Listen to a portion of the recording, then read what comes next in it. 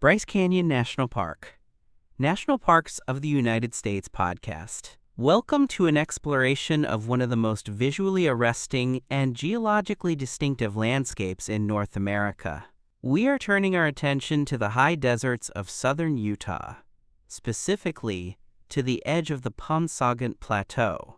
This is a place that defies the traditional definition of a canyon, presenting instead a series of immense natural amphitheaters carved into the eastern slope of a high-elevation tableland. This is Bryce Canyon National Park.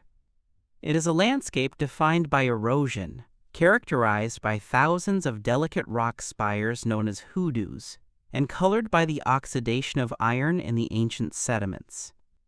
To understand this park is to understand the power of water in its solid and liquid forms, the slow march of geological time, and the delicate balance of life at high altitudes. The identity of Bryce Canyon is often misunderstood based on its name alone.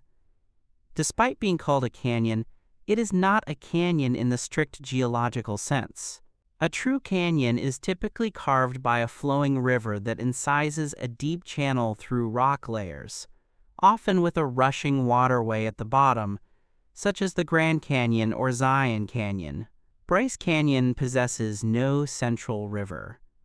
Instead, it is a collection of giant bowls or amphitheaters scooped out of the side of a plateau. These features were formed primarily by the process of headward erosion, where rain and melting snow capture the rock at the edge of the cliff and eat their way backward into the plateau.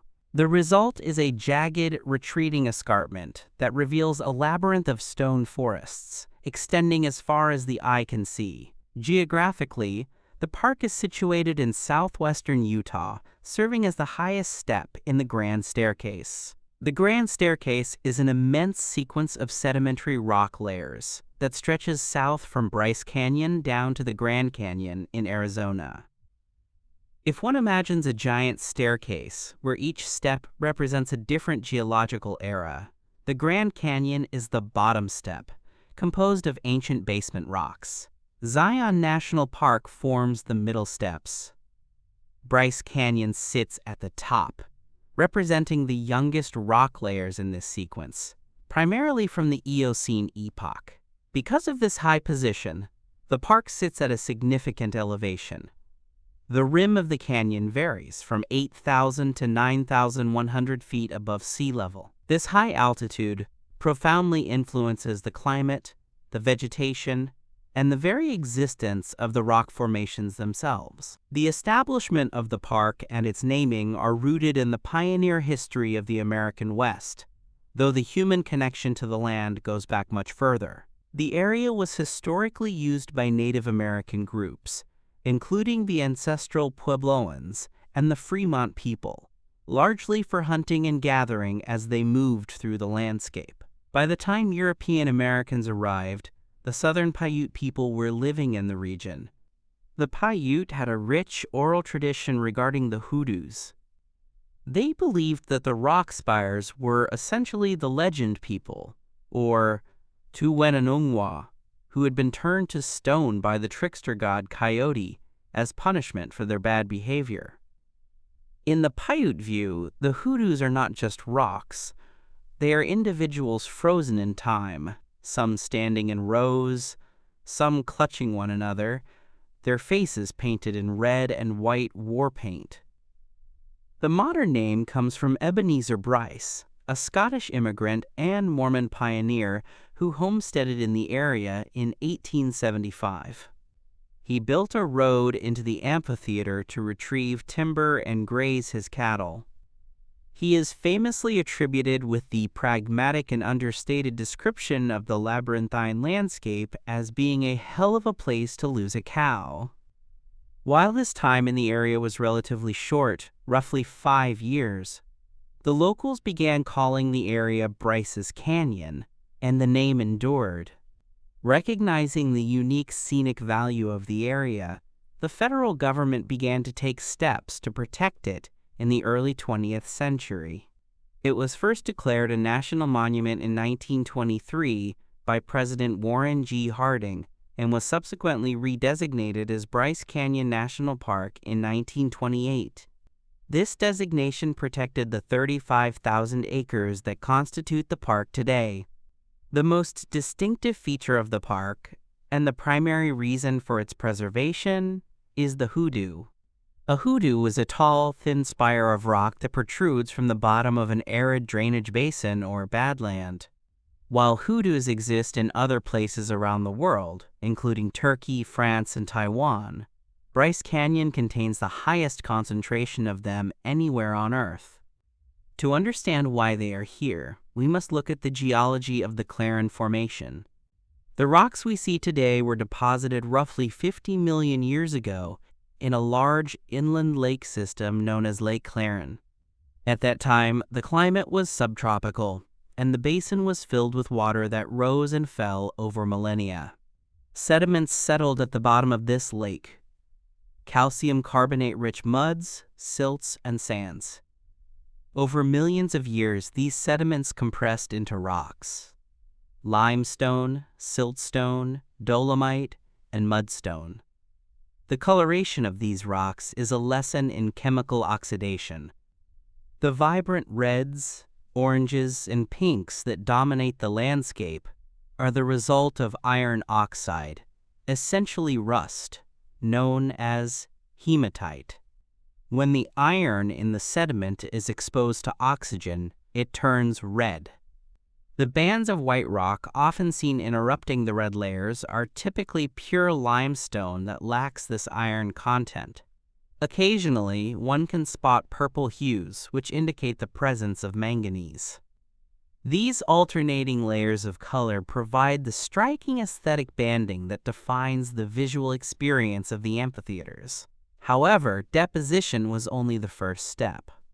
The second massive geological event required to create the park was uplift. Around 65 million years ago, a tectonic event known as the Laramide orogeny began to lift the entire western region of North America. This was followed by a more specific uplift that created the Colorado Plateau. This massive block of crust was raised thousands of feet into the air. This uplift is crucial because it placed the Claren Formation at an altitude where the forces of weather could attack it aggressively. Without this high elevation, the specific climatic triggers that carve hoodoos would not exist. The sculpting of the hoodoos is driven by a specific type of mechanical weathering known as frost wedging. This is the engine of Bryce Canyon. Because the park sits at a high elevation, it experiences a climate where temperatures oscillate above and beyond the freezing point of water frequently. On average, the park experiences about 200 freeze-thaw cycles every year. During the day, snow melts or rain falls, and this liquid water seeps into the tiny cracks and fractures in the rock. At night, as the temperature drops below freezing, that water turns to ice. When water freezes, it expands by approximately 9%. This expansion exerts tremendous pressure on the surrounding rock. Acting like a wedge driven by a hammer, the ice shatters the rock from the inside out. While frost wedging breaks the rock apart physically, chemical weathering also plays a significant role. The primary rock type, limestone, is soluble in slightly acidic water. Rainwater is naturally slightly acidic because it absorbs carbon dioxide from the atmosphere to form weak carbonic acid. As this rain falls on the limestone, it slowly dissolves the calcium carbonate that holds the rock together. This tends to round the edges of the rocks and contributes to the melting appearance of the formations. The specific shape of the hoodoo, a totem pole-like spire often with a bulbous head, is the result of differential erosion. The Claren Formation is not a uniform block of stone. It is layered with rocks of varying hardness. Some layers are soft mudstone, while others are harder dolomite or limestone. The softer layers erode more quickly, creating the narrow necks of the hoodoos. The harder layers resist erosion longer, often forming a caprock that protects the softer column beneath it. As rain falls, the caprock shields the column from the direct impact of the water, allowing the spire to remain standing while the surrounding rock is washed away. Eventually, the neck becomes too thin to support the caprock, and it topples over, marking the end of that particular hoodoo's life cycle. This is a dynamic, ever-changing landscape. The rim of the canyon recedes by an average of 1 to 4 feet every century. Among the thousands of hoodoos, several have become iconic landmarks. Thor's hammer is perhaps the most famous. An isolated spire with a heavy, hammer-like block of stone balanced precariously on a thin stem. It stands alone, separated from the main cliff walls, demonstrating the late stages of hoodoo formation. Another significant feature is the wall of windows. Here, the fin-like walls of rock have been perforated by erosion, creating large holes or arches near the top. As the tops of these windows eventually collapse, they leave behind 2 pillars, creating new hoodoos. This demonstrates the sequence of formation. A plateau becomes a fin develops a window collapses to create hoodoos, and finally, the hoodoos erode into mounds of clay. The main amphitheater, simply called Bryce Amphitheater, is the centerpiece of the park. It is 12 miles long, 3 miles wide, and 800 feet deep. The views from the rim are categorized by several famous lookout points. Sunrise Point offers views of the Boat Mesa and the sinking ship, tilted blocks of rock that showcase the tectonic activity of the Ponsaugunt Fault. Sunset Point provides perhaps the most famous vista, looking out over the silent city, a dense concentration of hoodoos that resembles a petrified metropolis. Inspiration Point offers a perspective that emphasizes the sheer density of the spires, looking down into the amphitheater across 3 different levels. Bryce Point, the southern overlook of the amphitheater, is known for its sweeping panoramic view and is one of the best places to watch the sunrise, as the catching light illuminates the faces of the hoodoos progressively. Moving away from the geology, the biological reality of Bryce Canyon is equally fascinating. The park exhibits a concept known as vertical zonation. Because the elevation changes so drastically from the bottom of the canyon to the top of the plateau, the park encompasses 3 distinct climatic zones, each with its own community of plants and animals. At the lowest elevations in the park, generally below the rim in the drier, hotter areas, we find the pinyon juniper woodlands. This forest type is characterized by the pinyon pine and the Utah juniper. These trees are masters of survival in arid environments. The Utah juniper, specifically, has a remarkable adaptation where it can self-prune. In times of severe drought, the tree will cut off the flow of water and nutrients to one or more of its main branches, allowing that limb to die so that the rest of the tree can survive. It is common to see junipers that appear half dead, with twisted, gray, skeletal wood on one side and vibrant green foliage on the other. This is a deliberate survival strategy.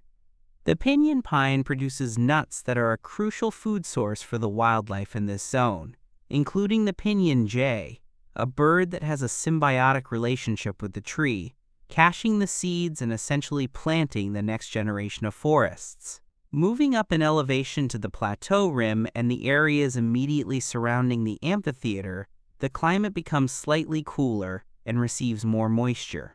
Here, the pinyon juniper woodlands give way to the ponderosa pine forest. The ponderosa is easily identifiable by its tall, straight trunk and its distinctive bark, which forms plates that look like jigsaw puzzle pieces.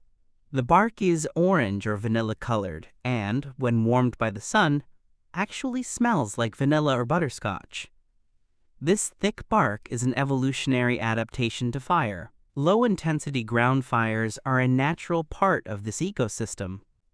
The thick, puzzle-piece bark shields the living cambium layer of the tree from the heat, allowing the ponderosa to survive fires that would kill thinner-barked trees.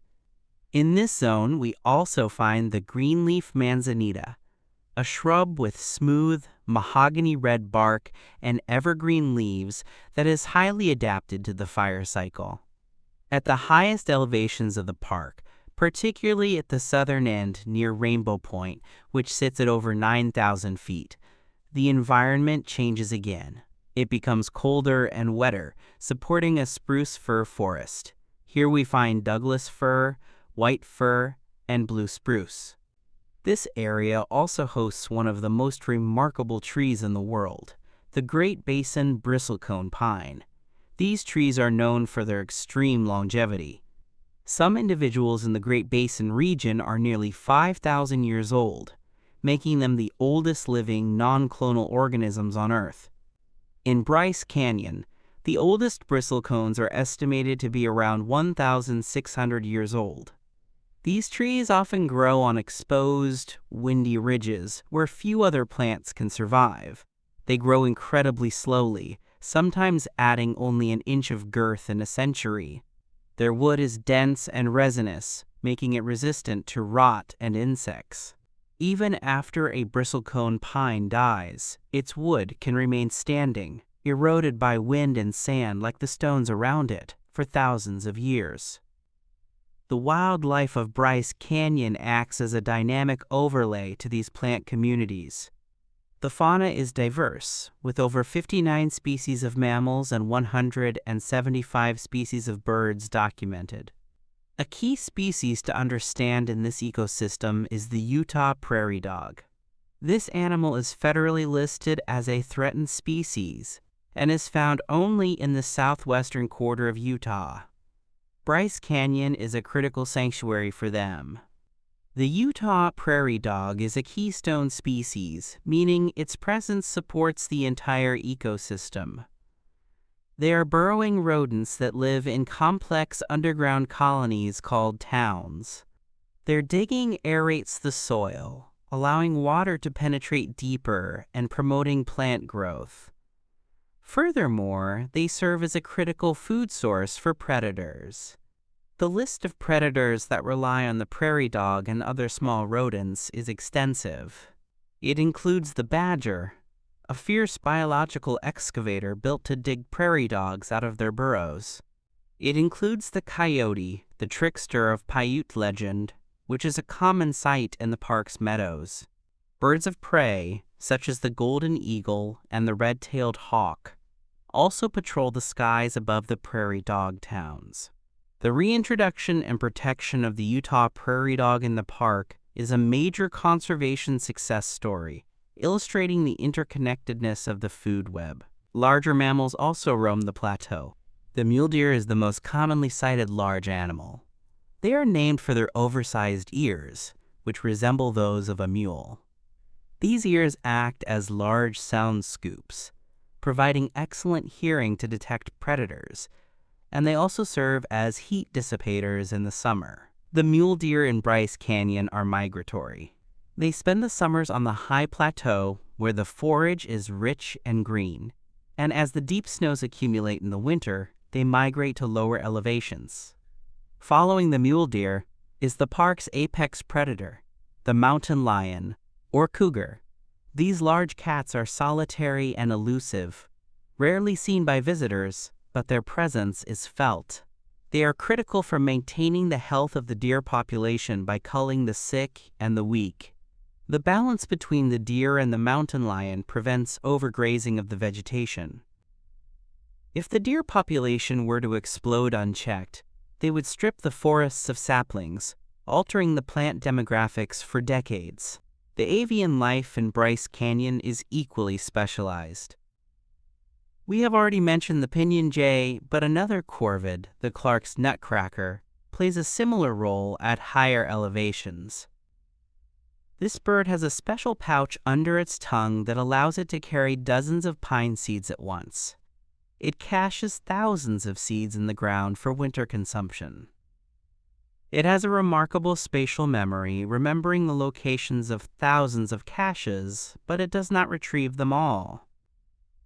The unretrieved seeds germinate, making the Clark's nutcracker the primary gardener of the high-elevation limber pine forests. We also find the peregrine falcon, the fastest animal on the planet. These raptors nest in the sheer cliffs of the amphitheater. The hoodoos and finwalls provide perfect vertical real estate for their eyries. From these high perches, they can dive at speeds of over 200 miles per hour to catch other birds in midair. The recovery of the peregrine falcon, once decimated by DDT pesticides, is another conservation milestone visible within the park. On the ground, specifically in the warmer months, reptiles are active. The short-horned lizard is a peculiar resident of the park. Often called a horny toad due to its round, flat body and blunt snout, it is indeed a lizard. It is an ant specialist, with a diet consisting almost exclusively of ants. Its defense mechanism is the stuff of biological legend. When threatened by a predator like a coyote or bobcat, it can increase the blood pressure in its head until the capillaries around its eyes burst, squirting a stream of blood up to 5 feet with remarkable accuracy. This blood contains a chemical that tastes foul to canines, effectively deterring the attack. The natural processes in Bryce Canyon are not limited to the visible flora and fauna or the geology. The park is also a sanctuary for the acoustic and the visual environment. The Park Service manages the soundscape as a natural resource. In the deep amphitheaters away from the road, the natural silence is profound.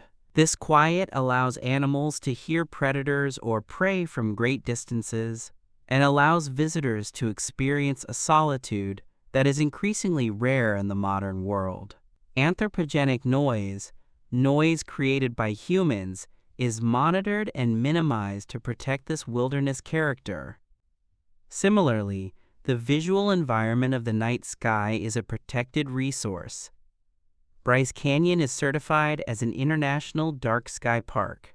Because of its high elevation, low humidity, and significant distance from major urban light pollution sources like Las Vegas or Salt Lake City, the skies above Bryce are exceptionally dark. In a typical suburban location, one might see a few hundred stars. At Bryce Canyon, on a moonless night, the naked eye can detect up to 7,500 stars. The Milky Way appears not just as a faint haze, but as a structured, textured band of light, stretching horizon to horizon. This darkness is crucial not just for astronomy enthusiasts, but for the nocturnal wildlife that relies on celestial navigation and natural light cycles for hunting and reproduction. The hydrology of the park is another subtle but vital process.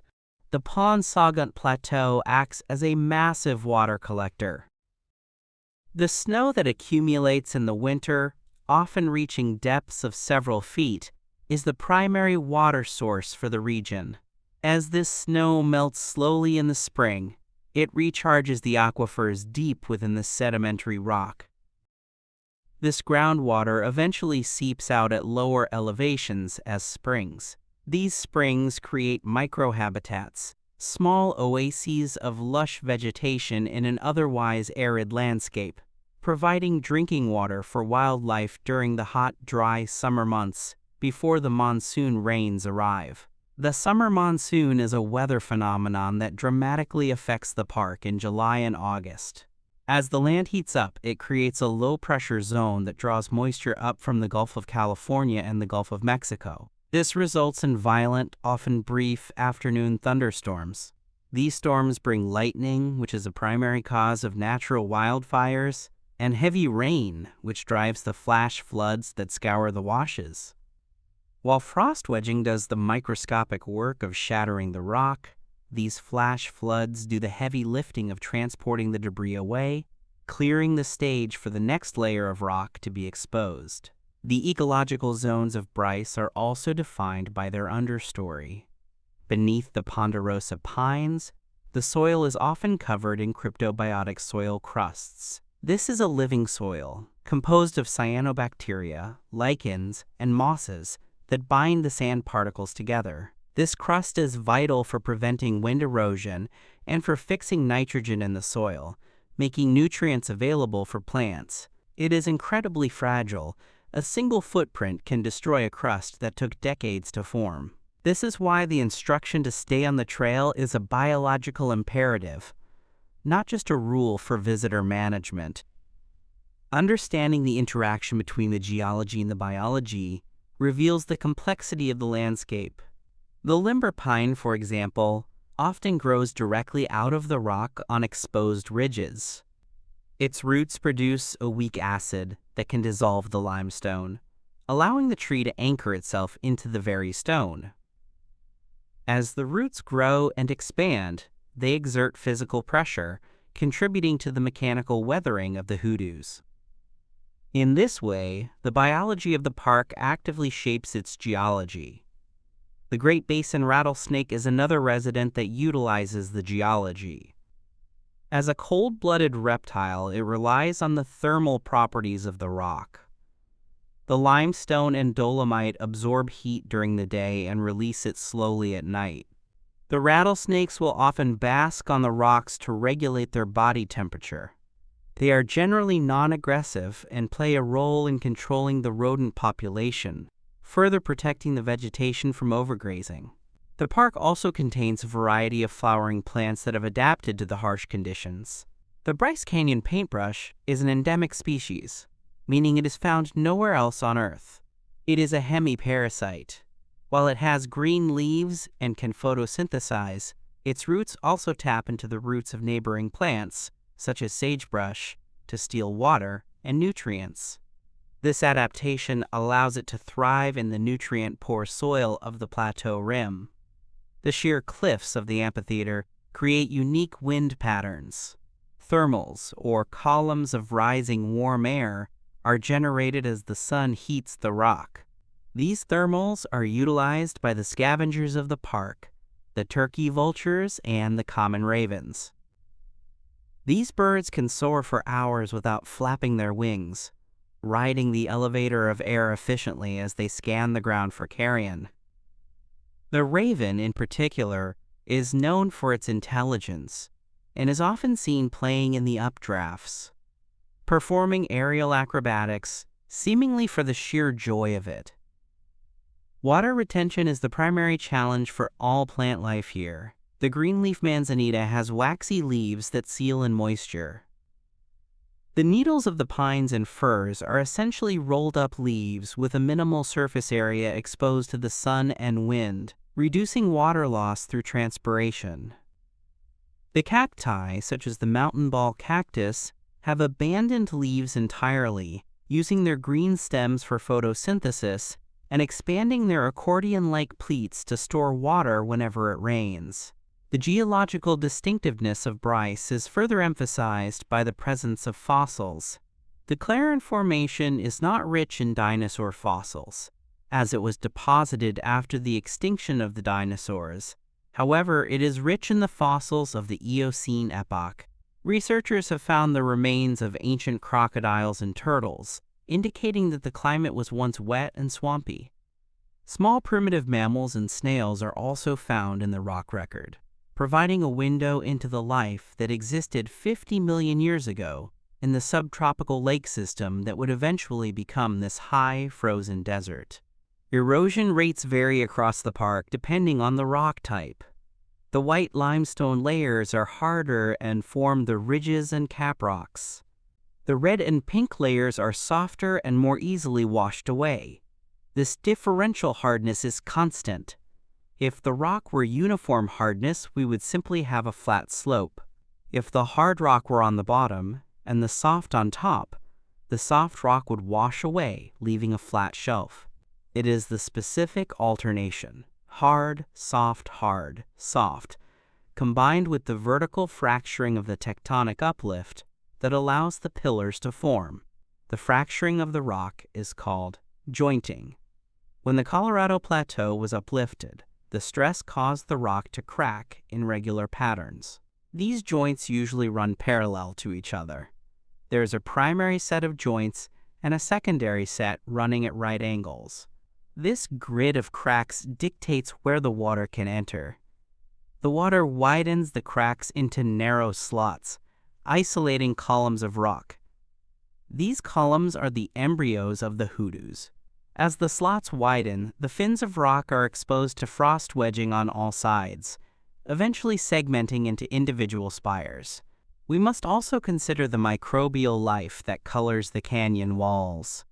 While the iron creates the reds, distinct streaks of black often stain the cliffs. This is called desert varnish. It is a coating of manganese, iron, and clay.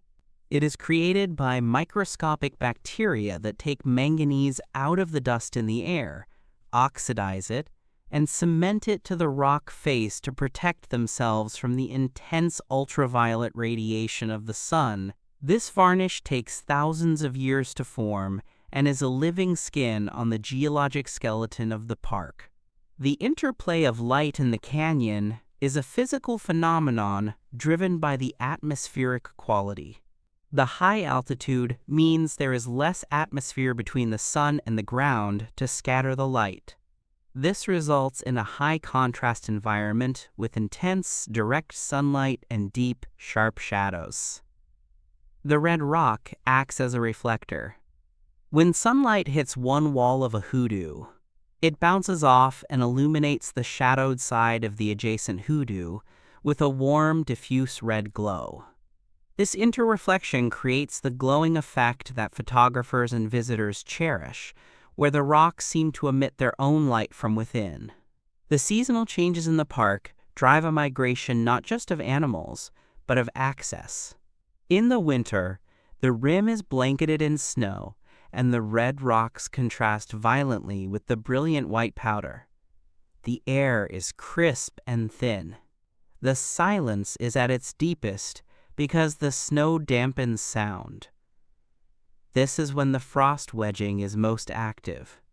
In the spring, the meltwater turns the trails to mud, and the ephemeral waterfalls appear. In the summer, the heat brings the scent of the ponderosa and the buzz of the cicadas. In the autumn, the aspen trees, which grow in clones connected by a single root system, turn a brilliant gold, marking the transition back to the freezing cycle. The aspen groves in the higher elevations of the park are biologically fascinating. An aspen grove is often a single organism. The trees are genetically identical stems growing from a massive underground root system. This makes them one of the largest and oldest living things on Earth, rivaling the fungi networks. In Bryce, the aspens provide critical habitat for mule deer fawns and elk calves, offering camouflage with their dappled light and white bark. The park is also home to the Utah agave, a plant that lives for decades as a rosette of sharp, spiny leaves. At the end of its life, it sends up a massive stalk, sometimes 10 to 15 feet tall, which flowers profusely. This monumental effort exhausts the plant's energy reserves, and it dies shortly after producing seeds. This reproductive strategy, known as semelparity, ensures that the parent plant does not compete with its offspring for limited resources in the desert soil. Another specialized habitat within the park is the wash. These are dry riverbeds that only flow during flash floods. Most of the time, they are sandy corridors. However, deep beneath the sand, water often flows slowly. Plants like the rabbit brush and the Fremont cottonwood line these washes. The cottonwoods have deep taproots that can reach this subterranean water. Their leaves turn a bright yellow in the fall, tracing the path of the water through the canyon like a golden ribbon. In the deepest, most shaded slots of the canyon, where the sun rarely reaches, we find a microclimate that mimics a much more northern latitude. Here, Douglas firs can grow incredibly tall and straight, reaching for the light. Mosses and ferns, usually associated with wet forests, can be found in the perpetual shade of the Wall Street section of the Navajo Loop, surviving on the moisture that seeps from the porous sandstone and the cool air trapped between the towering walls. The concept of time in Bryce Canyon is dualistic. There is the deep geological time of the Clarin Formation, measuring in tens of millions of years. Then there is the rapid, observable time of erosion. Unlike many geological features that seem static on a human timescale, Bryce Canyon is changing fast enough to be measured in a single lifetime. A hoodoo that stands today might lose its caprock and collapse in a storm next year. Trails are frequently rerouted due to washouts and rockfalls. This immediacy makes the geological processes tangible to the observer. The acoustic ecology also involves the specific way sound travels in the amphitheater. The hard, concave surfaces of the rock walls can act as whispering galleries, focusing sound over long distances. Conversely, the complex broken surfaces of the hoodoos scatter sound waves, creating a dead acoustic environment in certain areas where echoes are absorbed. This acoustic complexity affects how animals communicate. Mule deer fawn calls, for instance, are high-pitched to avoid reverberation and are intended only for the mother at close range, preventing predators from pinpointing their location. Even the smallest creatures have adapted to the specific geology. The rock squirrels are ubiquitous. They use the fractured rocks for protection. Their claws are adapted for climbing the abrasive limestone. They are bold scavengers, but their natural diet consists of seeds, nuts, and fruits.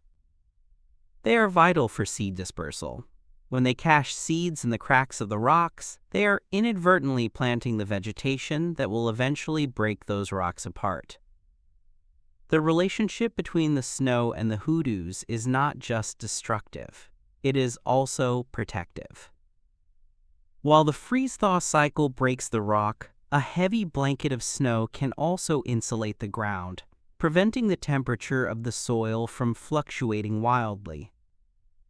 This insulation protects the root systems of the plants and the hibernating animals burrowed beneath.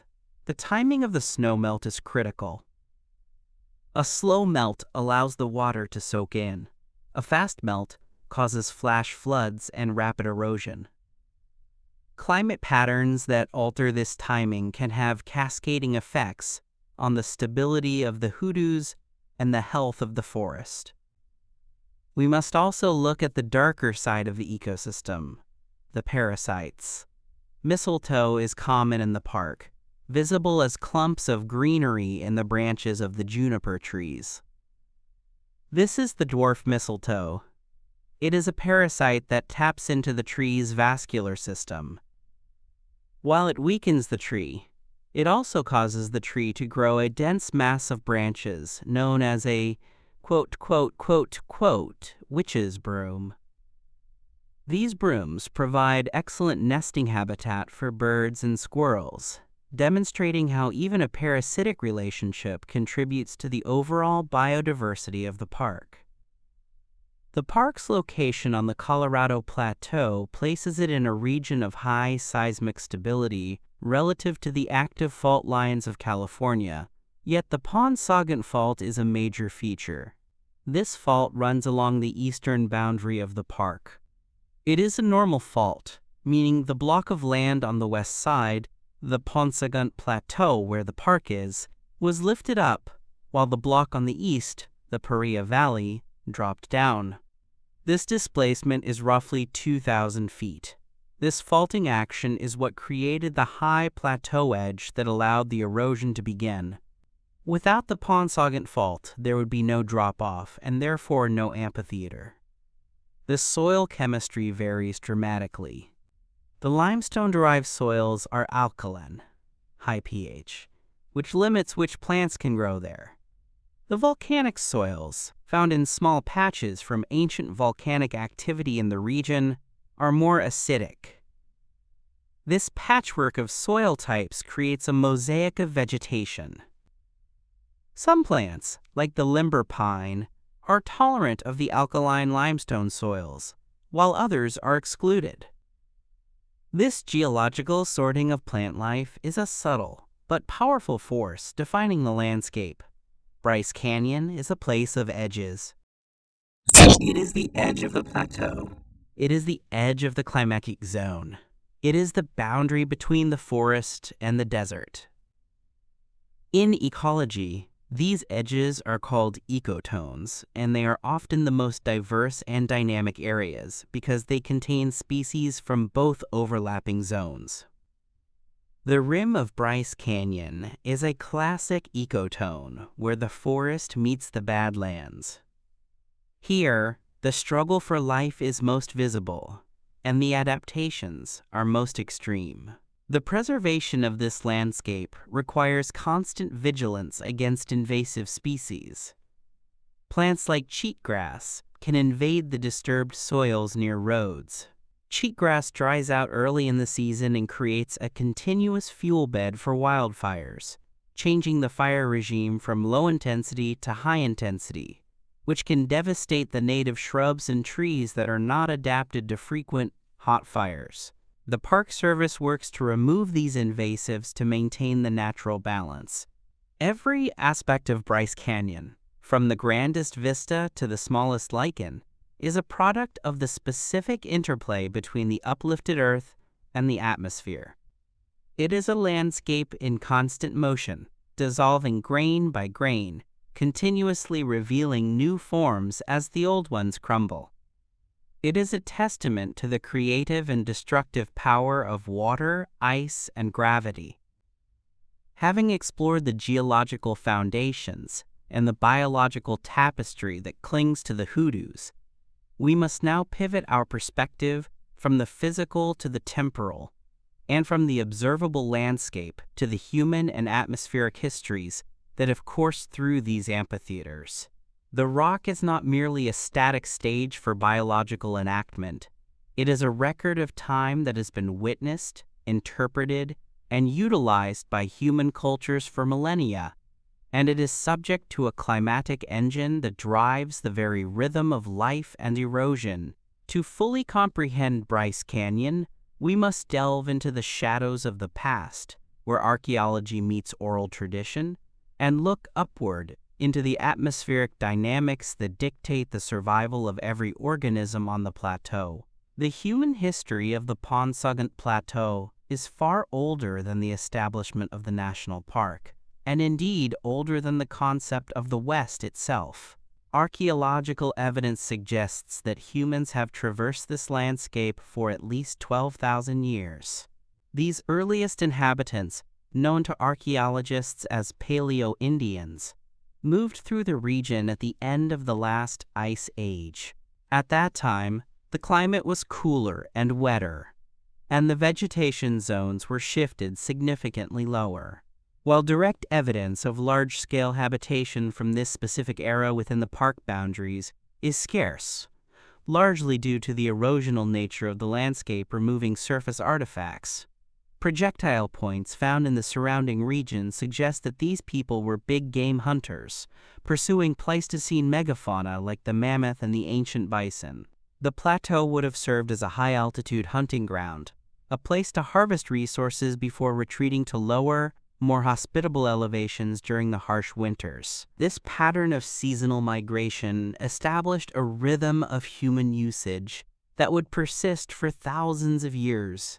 Following the Paleo-Indian era, the Archaic period, stretching from roughly 8,000 years ago to about 2,000 years ago, saw a shift in survival strategies.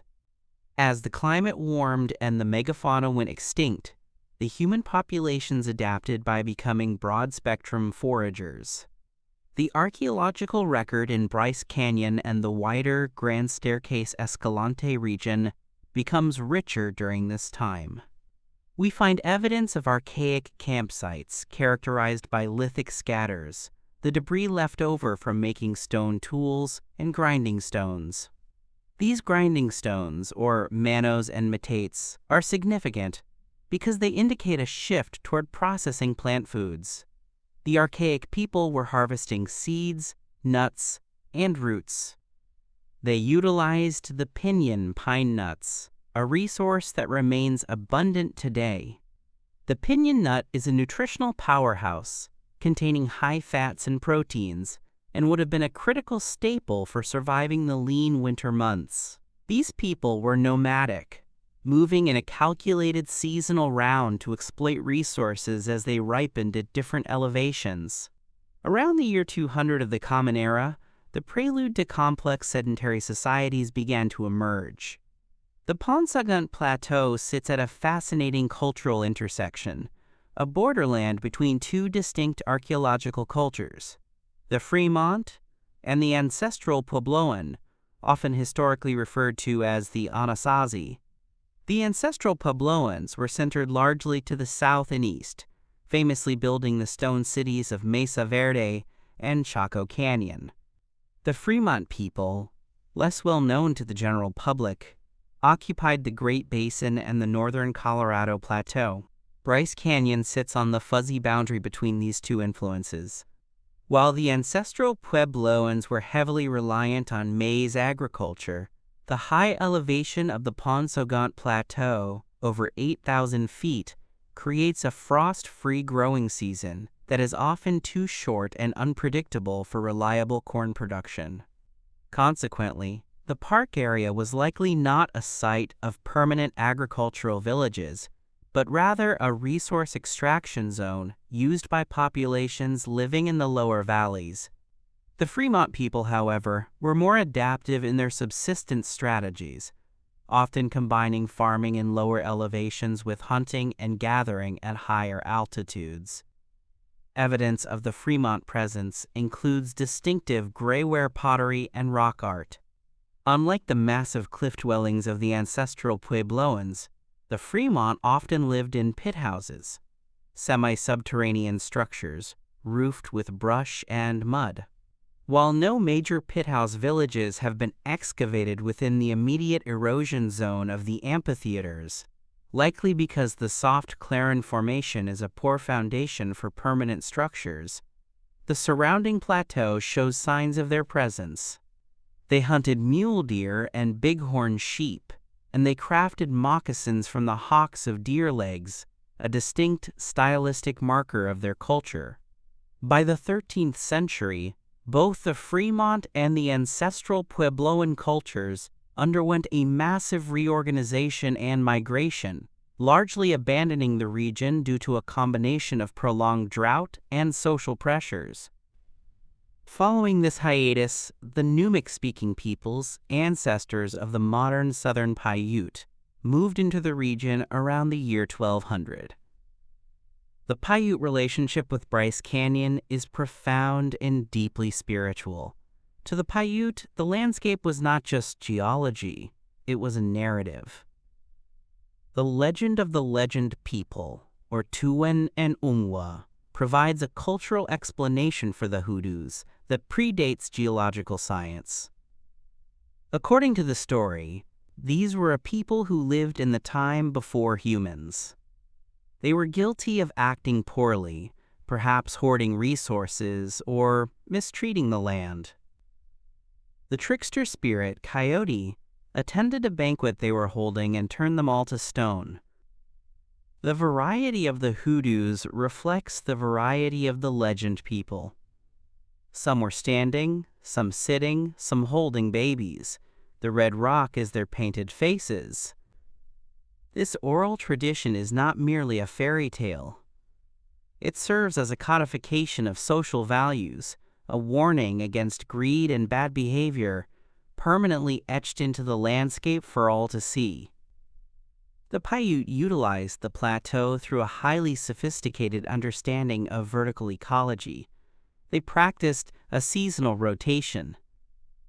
In the summer, they moved to the high plateaus like the Ponsaugunt to hunt deer, elk, and collect berries and roots. The name Ponsaugunt itself is of Paiute origin, translating roughly to home of the beaver, indicating that the water tables and streams were once different, or that the beaver populations were historically significant in the wetter drainages of the plateau. As autumn approached, the Paiute would descend to the intermediate zones to harvest the pinyon nuts. The cone of the pinyon pine takes 2 years to mature. In the fall, before the cones opened and dropped their seeds, the people would use long, hooked poles to pull the cones down. They would roast the cones to open them and extract the nuts. This was a communal activity and a critical caloric preparation for winter. The pitch or resin of the pine was also harvested. It is a potent antiseptic and a waterproof glue used for sealing baskets and mending tools. Ethnobotany reveals further layers of this connection.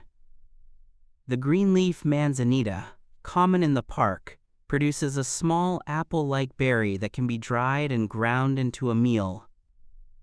The roots of the yucca plant, specifically the narrow-leaf yucca found in the park, contain saponins and natural soapy compounds. These roots were pounded and mixed with water to create soap for washing hair and clothing. The fibers of the yucca leaves were stripped and twisted into incredibly strong cordage for making sandals, nets, and baskets. Even the sagebrush, ubiquitous and often overlooked, was essential. It was used as a smudge for purification, a tea for respiratory ailments, and the shredded bark provided excellent tinder for starting fires. The indigenous knowledge of the ecosystem was absolute. Every plant had a name and a use. Transitioning from the cultural history to the atmospheric reality that shaped it, we must examine the climate of Bryce Canyon in greater detail. The climate is classified as a cold, semi-arid climate, bordering on a continental subarctic climate in the highest reaches. This marginality is what drives the landscape's dynamism. The primary driver of precipitation patterns here is the interaction between the mid-latitude westerlies and the North American monsoon. In the winter and spring, the westerlies bring frontal systems from the Pacific Ocean. These storms are forced upward by the staircase of plateaus. As the air rises, it expands and cools, a process called adiabatic cooling. Cold air holds less moisture than warm air, so the water vapor condenses into snow. The Paunsaugunt Plateau, acting as a high barrier, strips much of this moisture from the atmosphere, leaving the lands to the east in a rain shadow. The North American monsoon, occurring in late summer, operates on a different mechanic. Intense heating of the land in the southwestern deserts creates a thermal low-pressure system. This acts like a vacuum, pulling moisture in from the Gulf of California and the Gulf of Mexico. When this warm, moist air hits the heated cliffs and hoodoos of Bryce, it rises rapidly in thermal columns. This convective uplift builds towering cumulonimbus clouds, often reaching 40 or 50,000 feet into the atmosphere. The energy release is tremendous. These storms are characterized by intense lightning and short-duration, high-intensity rainfall. It is not uncommon for the temperature to drop 20 degrees Fahrenheit in a matter of minutes during these storms. This thermal shock, combined with the physical impact of the rain and the subsequent flash flooding, is a major erosional force. The winter season in Bryce Canyon presents a fascinating study in subnivean ecology. Subnivean refers to the environment under the snow. When the snowpack reaches a depth of about 6 inches, it creates a thermally stable microenvironment at ground level.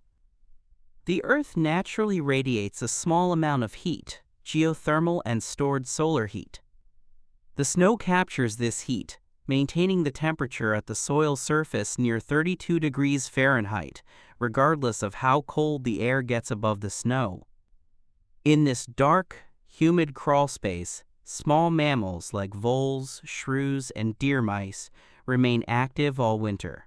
They construct tunnel networks through the grass, safe from the freezing winds, and largely hidden from visual predators like owls. However, this safety is not absolute. The red fox and the coyote can hear the rustling of a mouse under 2 feet of snow and will perform a characteristic mousing jump, diving headfirst into the snow to capture the prey. For animals that cannot fit in the subnivean zone, adaptations are more visible. The dusky grouse, a bird the size of a chicken, does not migrate. Instead, it grows pectinations, comb-like fringes, on its toes in the winter. These act as natural snowshoes, doubling the surface area of the foot and allowing the bird to walk on top of the powder. They feed on the needles of conifers, a nutrient-poor diet that requires a massive crop, a storage pouch in the throat, and a specialized gizzard to process. At night, the grouse will dive into the soft snow to roost, using the insulating properties of the snowpack to conserve body heat. The transition from winter to spring creates one of the most chemically aggressive environments for the rocks. This is the peak season for frost wedging. But biologically, it is the time of the ephemeral pools. As the snow melts and collects in depressions in the sandstone, small pools form. These pools may only last a few weeks before evaporating. This creates a desperate race for the Great Basin spadefoot toad. These toads spend most of the year buried underground, encased in a hardened skin secretion to prevent desiccation.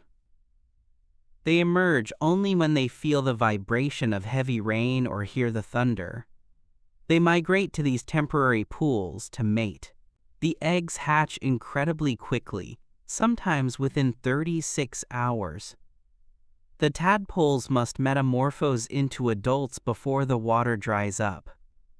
In a race against evaporation, these tadpoles exhibit phenotypic plasticity.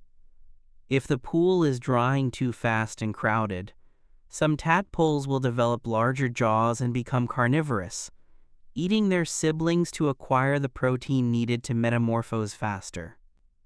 It is a brutal, high-stakes life cycle, played out in the puddles on top of the plateau. The summer ecology introduces the challenge of ultraviolet radiation. At 9,000 feet, the atmosphere provides significantly less shielding from UV rays than at sea level. Plants and animals must protect themselves. Many plants in Bryce, such as the sagebrush and the various buckwheat species, have leaves covered in fine white hairs or a waxy grayish coating. This is not just for water retention. It acts as a sunscreen, reflecting the intense solar radiation that would otherwise damage the photosynthetic machinery of the cells. Animals are largely crepuscular or nocturnal during the summer, active at dawn and dusk to avoid the midday sun. The biological clock of the canyon is inverted compared to the human visitor schedule.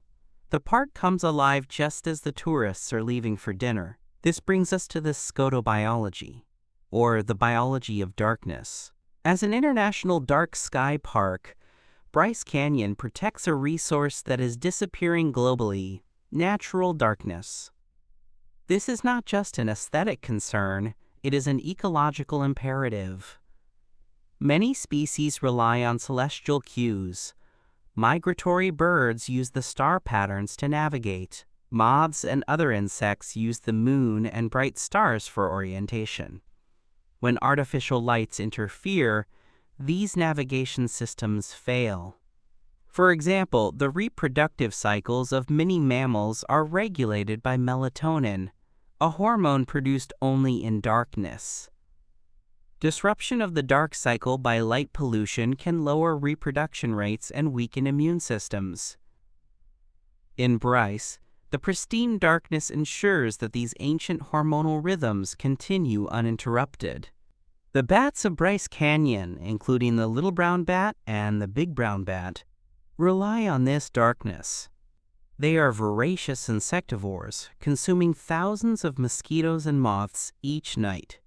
Their echolocation allows them to hunt in total darkness, a niche where visual predators cannot compete. A specific and intricate relationship exists between the yucca plant and the pronuba moth, also known as the yucca moth. This is a classic example of obligate mutualism. Neither species can survive without the other. The yucca flowers open at night and emit a fragrance to attract the moth. The female moth does not just passively transfer pollen.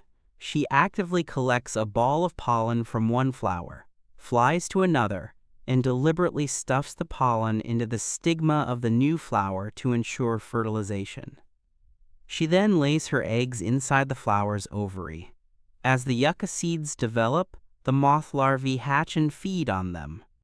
The larvae consume only a portion of the seeds, leaving enough for the plant to reproduce. The moth ensures the plant's survival to ensure food for her offspring. No other insect pollinates the yucca, and the moth larvae feed on no other plant. This delicate dance takes place in the moonlit silence of the canyon. The fire ecology of the park is another complex system that has been misunderstood in the past. Historically, low-intensity surface fires swept through the ponderosa pine forests every 5 to 20 years.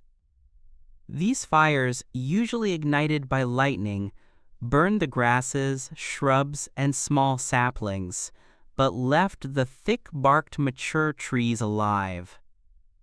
This kept the forest open and park-like.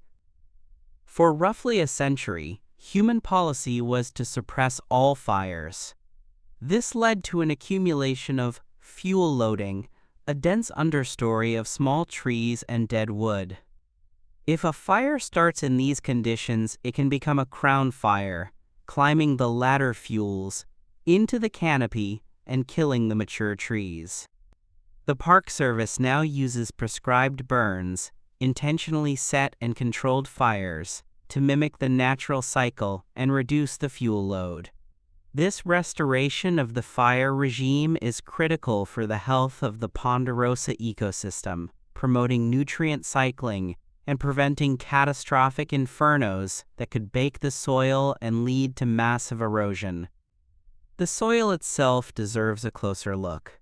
We mentioned cryptobiotic crusts, but the chemistry of the Clarin limestone also dictates the hydrology. Limestone is porous and fractured. When water hits the plateau, it doesn't just run off. It percolates down. It moves through the vertical joints until it hits a layer of mudstone or clay that is impermeable. The water then moves horizontally until it reaches the cliff face, emerging as a seep or a spring. These hanging gardens are biodiversity hotspots.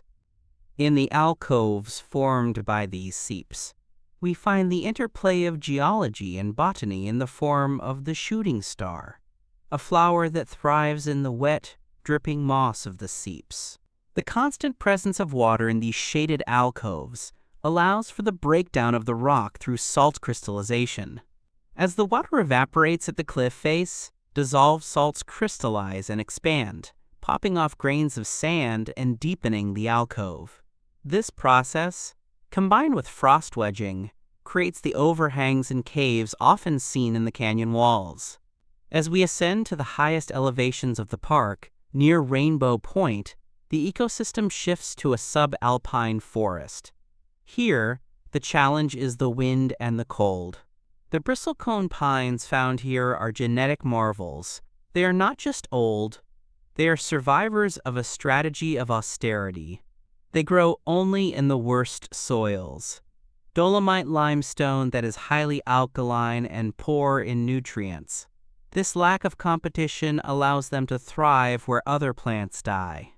Their needles can remain on the branch for up to 40 years, maximizing the photosynthetic return on the energy investment of producing them. The wood is so dense with resin that it is virtually impervious to insects and rot. Dendrochronology, the study of tree rings, uses these trees to reconstruct the climate history of the past. By analyzing the width of the rings, scientists can determine which years were wet and which were dry, creating a climate calendar that goes back over 1,000 years, corroborating the archaeological evidence of droughts that may have forced the ancestral Puebloans to migrate.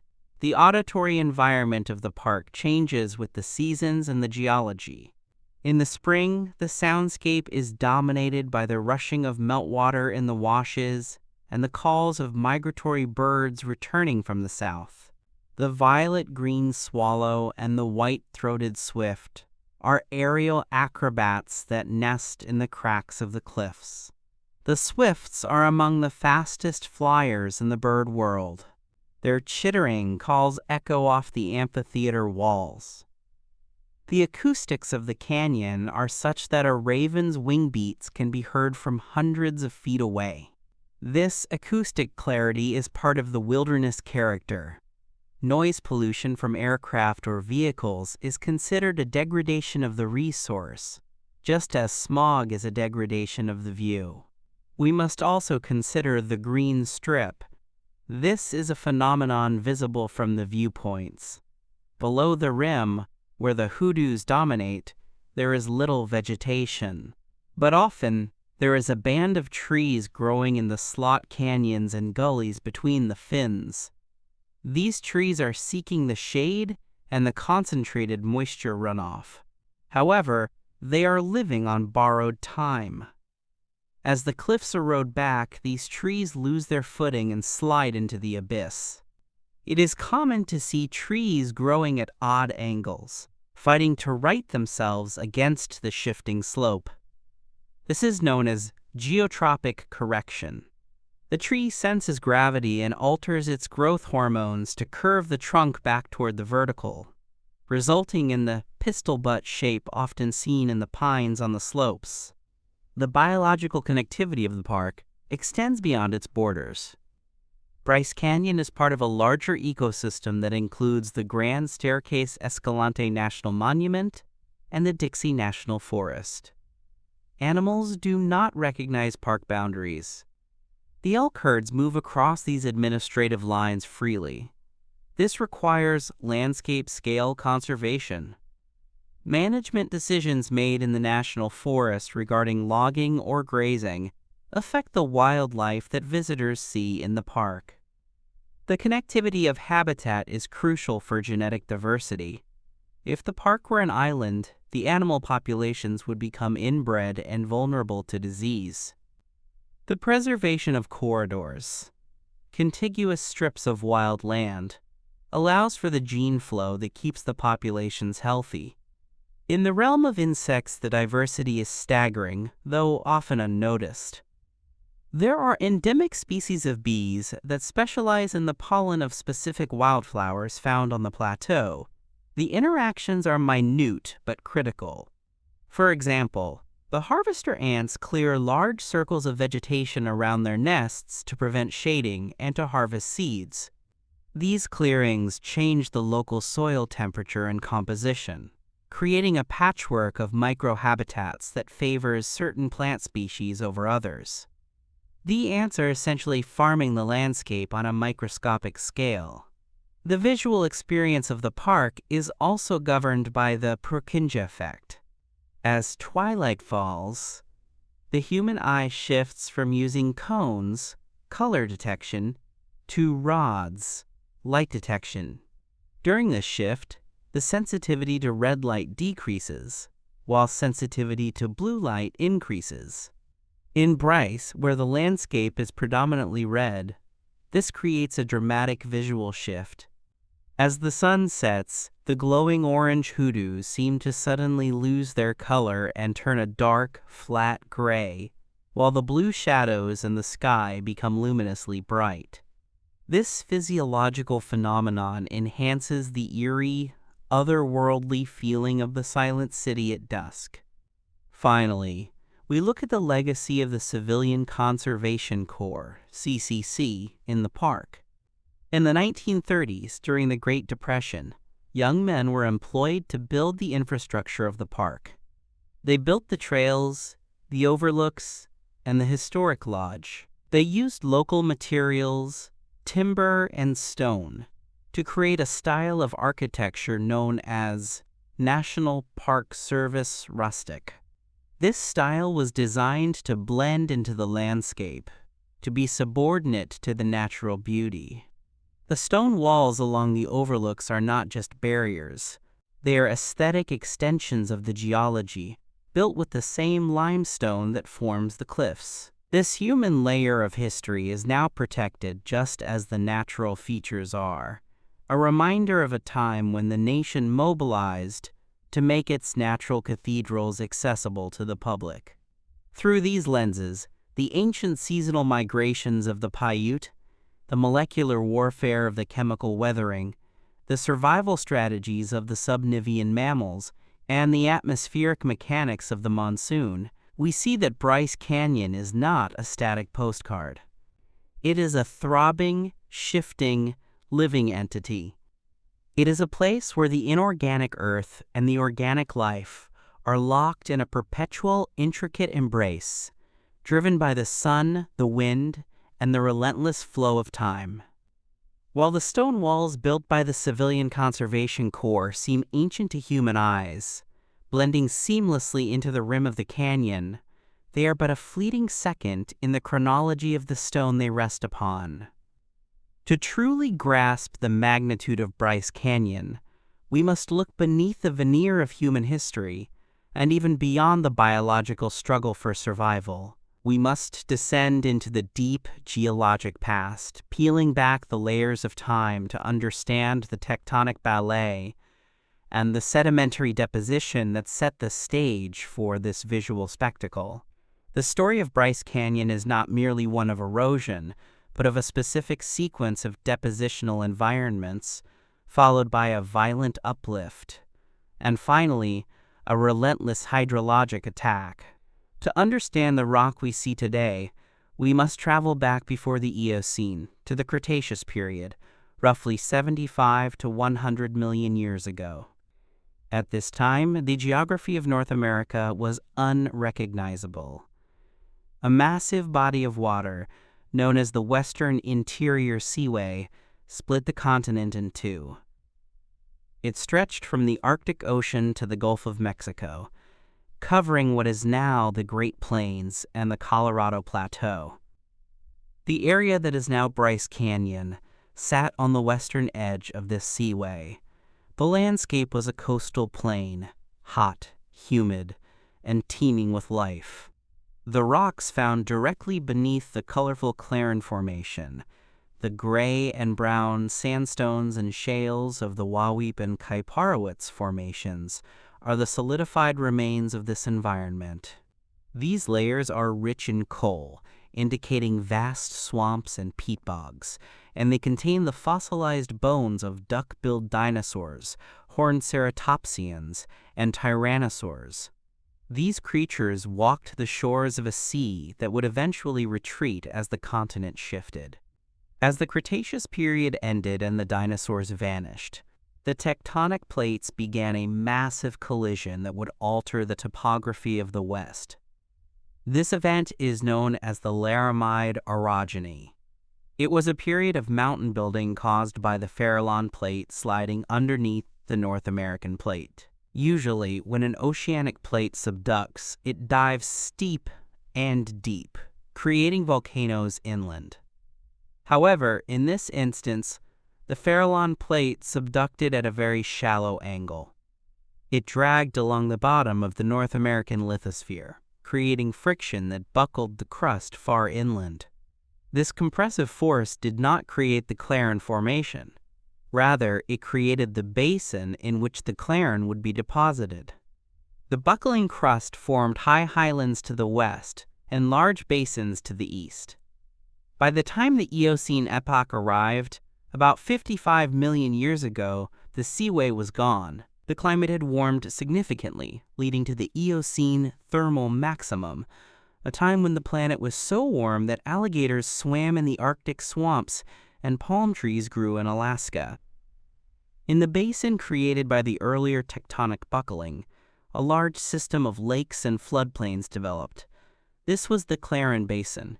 The body of water, often referred to as Lake Claren, was not a single, deep, permanent ocean-like lake, but rather a shifting, fluctuating system of shallow lakes, ponds, and marshes that expanded and contracted over millions of years.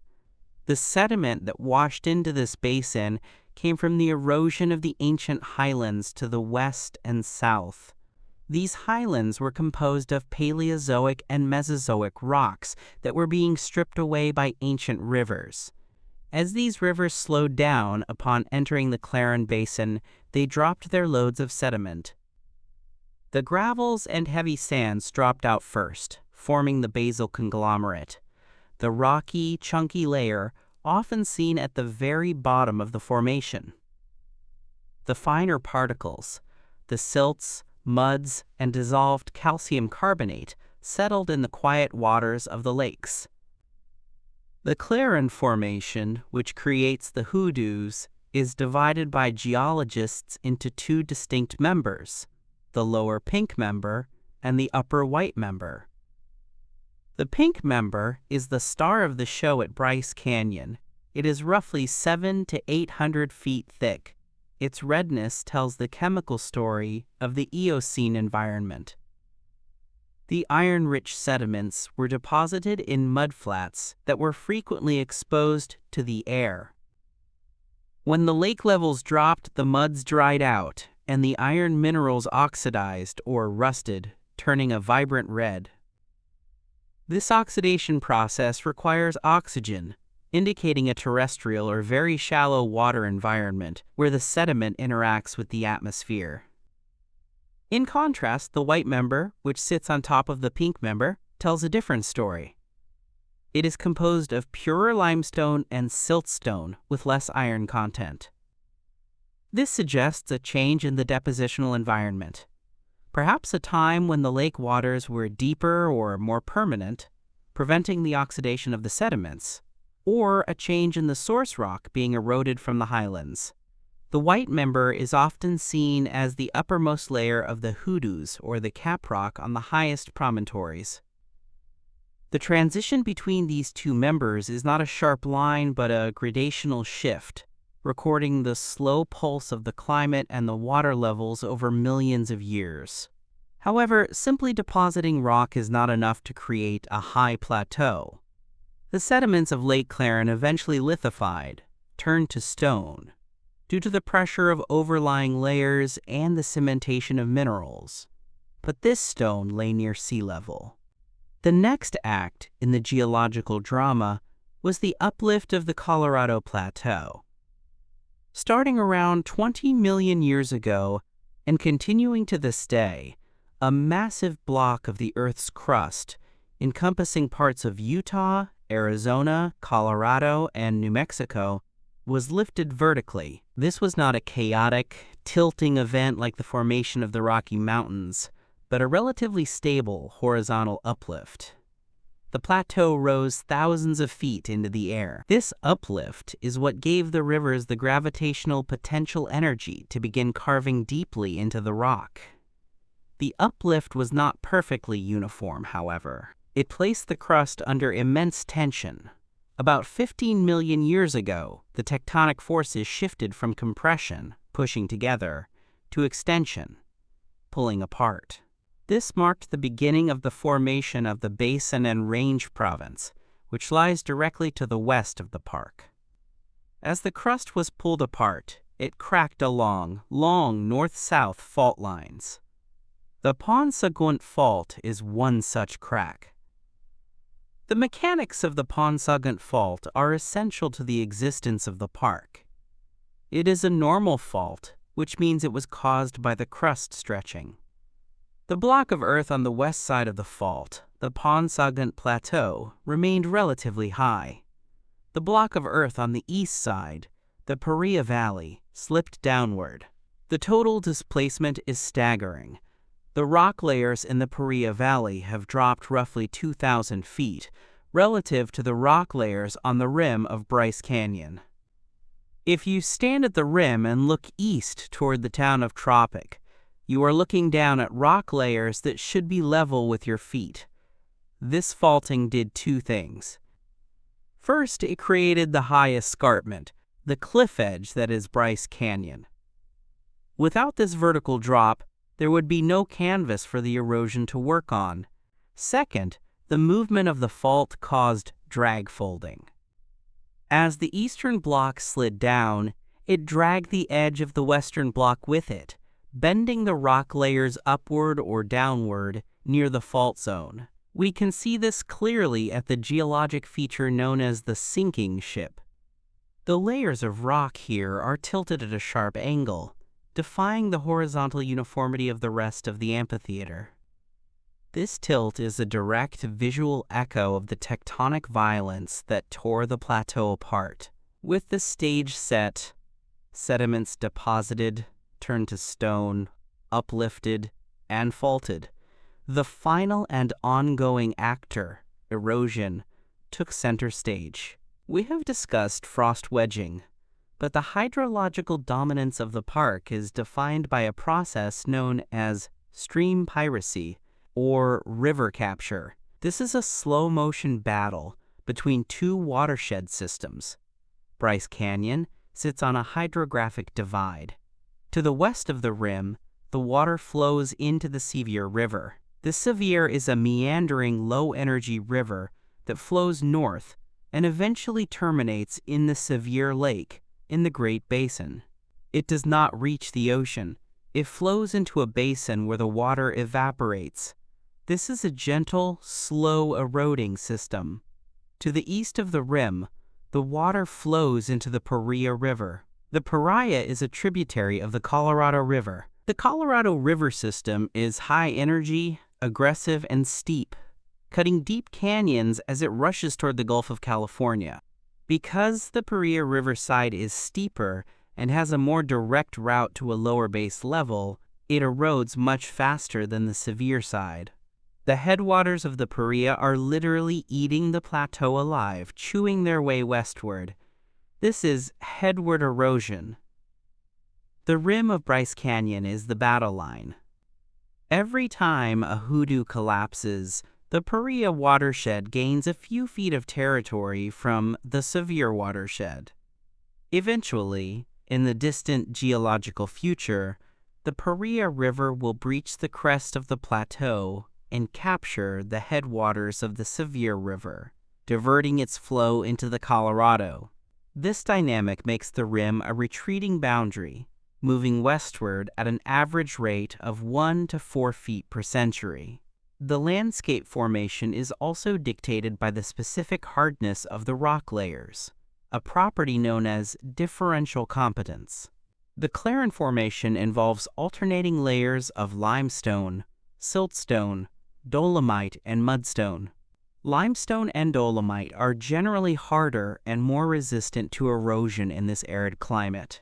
Mudstone and siltstone are softer. However, the chemistry adds a twist. Rainwater is slightly acidic. Limestone dissolves in acid, so while the limestone is physically hard, it is chemically weak. The dolomite, which contains magnesium, is less soluble and more resistant to chemical weathering. This is why the caprocks of the hoodoos are often dolomite. They shield the more soluble limestone and the softer mudstone beneath them. A feature often overlooked but geologically significant is the presence of the conglomerate layer at the top of the sequence, specifically at Boat Mesa. Boat Mesa towers above the main amphitheater, a flat-topped island in the sky. It is capped not by the delicate Claren limestone, but by a coarse conglomerate rock, cemented gravels, and river stones. This indicates a time after the Claren lakes had filled in, when high-energy rivers flowed across the top of the plateau, depositing heavy debris. This hard, cemented gravel is incredibly resistant to erosion, which is why Boat Mesa stands taller and has not yet been dissected into spires like the lower amphitheater. It is a remnant of a roof that once covered the entire region. Another specific mechanism of erosion at work is, quote, piping. This occurs when water seeps into the ground and dissolves the cementing agents of the rock below the surface. This creates small tunnels or pipes underground.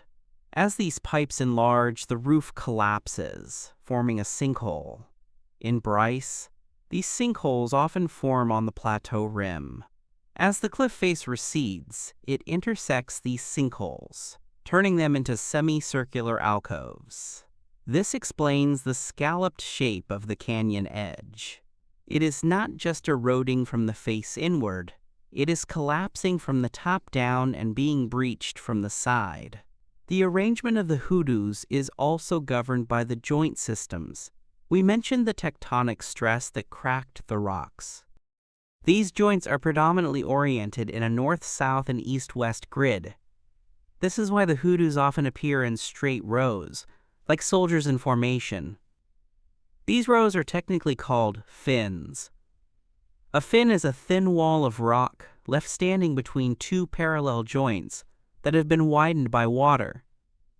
As the fin erodes, it develops windows and eventually separates into distinct pillars. The regularity of the jointing pattern imposes a geometric order on the chaos of erosion, giving the amphitheater its structured, almost architectural appearance. We must also address the pink cliffs within the context of the Grand Staircase. The Grand Staircase is a series of cliffs stepping up from the Grand Canyon. The bottom step is the Chocolate Cliffs, Kaibab limestone. Then the Vermilion Cliffs, Navajo sandstone. The White Cliffs, Navajo sandstone. The Gray Cliffs, Cretaceous shale. And finally, the Pink Cliffs of the Claren Formation at Bryce. Each step represents a different environment. The Vermilion Cliffs were a massive Sahara-like desert. The Gray Cliffs were the interior seaway. The Pink Cliffs were the freshwater lakes. Standing at Rainbow Point, the highest viewpoint in the park, one can look south and see this sequence revealing hundreds of millions of years of Earth's history laid out horizontally. It is one of the few places on the planet where such a continuous and exposed stratigraphic record exists. The sheer transience of the landscape is perhaps its most scientifically poignant feature. In geological terms, Bryce Canyon is a momentary anomaly. The conditions required to create it are so specific: the perfect mix of rock hardness, the exact elevation for freeze-thaw cycles, the specific faulting to create the drop-off that it cannot last. As the rim recedes westward, it moves into the center of the plateau where the rock layers might be slightly different, or where the elevation is lower. As the rim drops in elevation due to erosion, it will eventually drop below the freeze-thaw zone. Once the frost wedging stops, the production of hoodoos stops. The sharp spires will round off, and the landscape will become a rolling hill system. Bryce Canyon is destined to destroy itself. We are lucky enough to exist in the exact sliver of time when the geological forces are balanced to create this masterpiece. This impermanence extends to the individual features. Famous formations like the Sentinel or the Queen Victoria are monitored by park geologists. They use repeat photography and LiDAR scanning to detect changes. Rockfalls are common. A hoodoo that has stood for 10,000 years can disappear in a single stormy night. The debris from these collapses chokes the gullies below. This sediment is then flushed out by the summer monsoons, carried down the Paria River, and eventually ends up in the Colorado River, where it contributes to the silt load that once formed the vast deltas of the Gulf of California. The red mud of Bryce Canyon is on a journey to the sea. The coloring of the rocks also varies vertically. If you look closely at a single hoodoo, you might see a sequence: red, white, red, purple, white. This banding represents the stratigraphic heartbeat of the ancient lake system. A red layer implies a dry period where the mud was exposed and oxidized. A white layer implies a wet period with high lake levels where fresh limestone was deposited. A purple layer implies a swampy period rich in manganese. By reading a single hoodoo from bottom to top, you are reading a climate graph of the Eocene epoch, witnessing the fluctuations of a world that existed 50 million years ago. Furthermore, the presence of specific trace fossils, such as the rhizoliths, adds detail to this picture. Rhizoliths are root rocks. They are fossilized root casts. When ancient trees grew in the mud of the lake margin, their roots penetrated the sediment. After the tree died and rotted away, the holes left by the roots were filled with mineral-rich water that calcified, creating a stone casting of the root system. These rhizoliths are often found in the white layers, proving that these were not just sterile lakes but vegetated, living wetlands. The park's geology also dictates the human experience of the maze. The Fairyland Loop and the Peekaboo Loop trails take hikers below the rim. Here, the scale of the geology becomes overwhelming. The walls tower hundreds of feet overhead. The joint lines become narrow corridors. The wall of windows on the Peekaboo Loop is a structural weakness waiting to fail. The light filtering through these arches changes throughout the day, altering the perception of the rock's stability. In these lower recesses, the temperature is cooler and the acoustics are dampened. It is a reminder that the canyon is a three-dimensional volume, not just a two-dimensional view from the rim. Future geological research in the park is focused on rates of retreat using cosmogenic nuclide dating, a technique that measures the accumulation of rare isotopes produced by cosmic rays hitting exposed rock. Scientists can determine exactly how long a specific surface has been exposed to the air. This helps refine the estimates of erosion. Current data suggests that the rim is retreating relatively rapidly in geological terms, but the complexity of the variables, slope aspect, vegetation cover, rock density, means that the rate is not uniform. Some sections of the rim are sprinting westward, while others are crawling. Ultimately, the identity of Bryce Canyon National Park is one of delicate violence. It is a landscape born from the crushing weight of tectonic plates, raised by the heat of the mantle, and sculpted by the gentle but relentless expansion of freezing water.